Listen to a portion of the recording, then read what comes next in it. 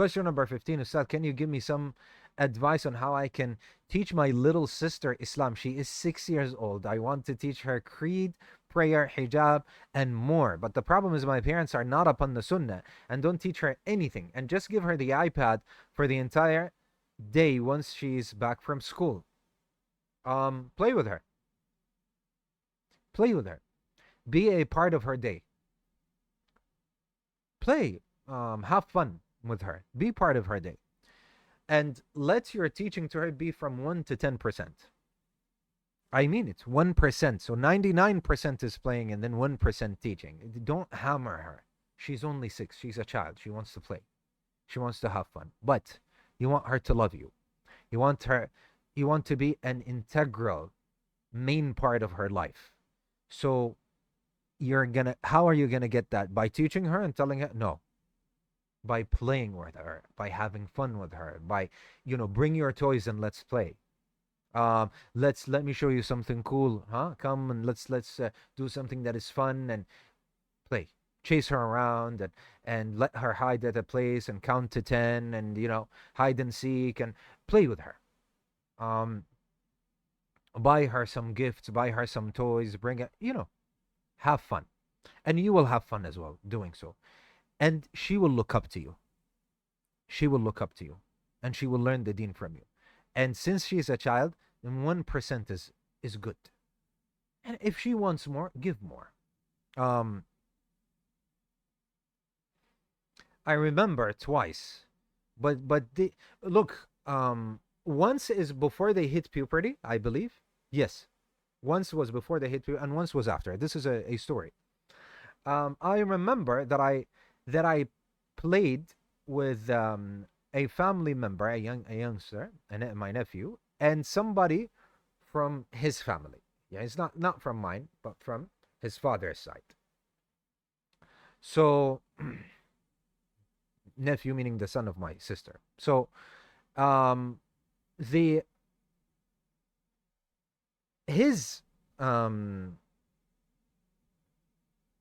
relative, he hit puberty, but my nephew didn't. And I forgot what we were playing. We played a game. It was either a video game or a card game. I cannot remember. And we played. After playing, they asked me a question, and we spent, I think, an hour or more because they want more. Of what? Of them asking questions, Islamic questions, and I'm teaching them. And I think another time the same thing. We played another game, and we're having fun and everything. And they did what? And they did the same thing, ya akhwa. They did the same thing. So they asked me questions, and they were learning and so on. Why? Because I played with them.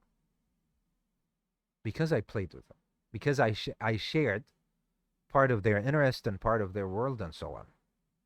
So, and these are, and the second time I think after he hits puberty. So this is, we're talking about what? We're talking about them at that age. Imagine if they were 6 years of age. And I have another story just to show you the impact that you can have.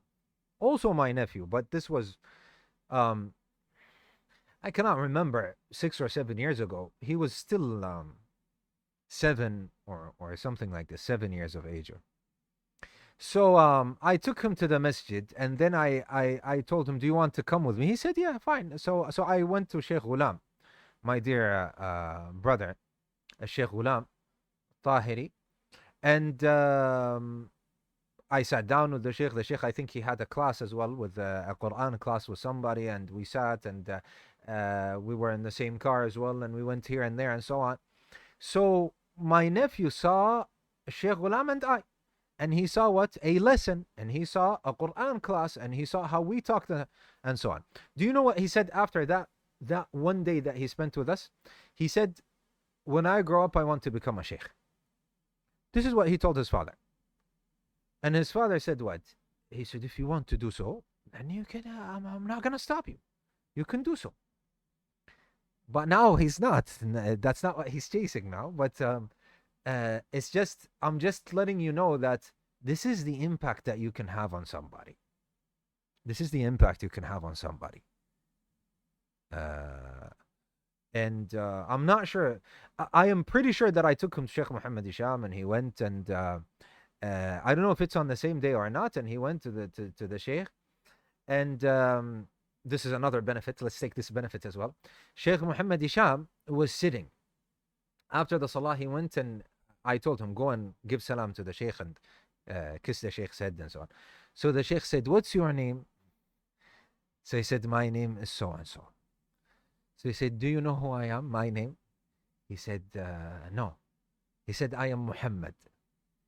Yeah, the Sheikh was speaking to him with such humility. Yeah, and he didn't even tell him, I am uncle so and so, or even though he is not uncle, he's older than, and he's as old as his grandfather, right? So I am as old as the Sheikh's children, right? I think he's his biggest son, his oldest son. So he would be a grandfather to her. But he said, do you know what my name is? I am Muhammad. And started talking, subhanAllah, in the gentlest of matters. These affect a person, ya akhwa. These affect a person, ya akhwa. And when you're constantly in this kind of environment, it is what shapes up character, ya akhwa, and it is what heavily influences a person.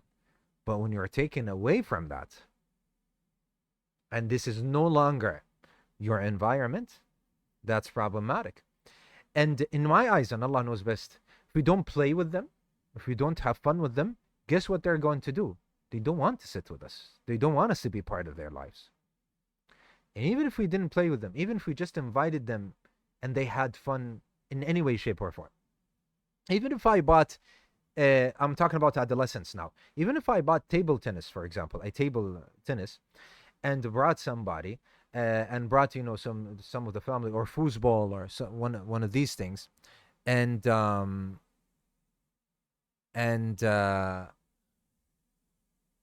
they started having fun and so on, that also plays into it, ya ikhwah. That is also a factor, because the moment they're gonna hear the adhan, they will go to the masjid with you. And also other areas from the stories that I've just told you that impacts somebody. No.